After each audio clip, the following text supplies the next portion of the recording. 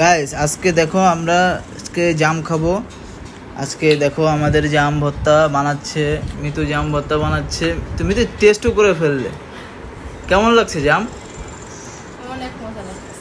আচ্ছা তুমি খাইছো না? আচ্ছা তুমি এটা কি খাচ্ছ? কত সুন্দর কালো কালো জাম, দেখছো? হ্যাঁ এটা কি বলো তো? এটা ব্ল্যাকবেরি। এটা কি? হ্যাঁ এই যে লবণ মরিচ নিয়ে বসছি, একবার মাথায় পুরো ঝাল ঝাল টেস্টটা কি সুন্দর। আচ্ছা তুমি এটা পছন্দ করো অনেক? তাই খাও তো দেখি কিভাবে খায়। মজা। লবণ মরিচ দিয়ে খাও আইসা। না ঝাল লাগবো না। এই যে গাইস দেখেন, দেখে মনে হচ্ছে যে আপনাদের জিভ দিয়ে পানি পড়া শুরু করলো। দেখেন আমার মেয়ে আয়শা মরিচ দিয়ে কিভাবে জাম খায়।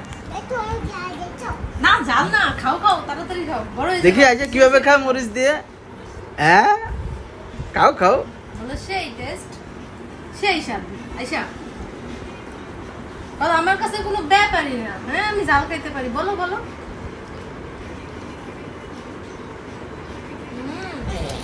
সেই স্বাদ।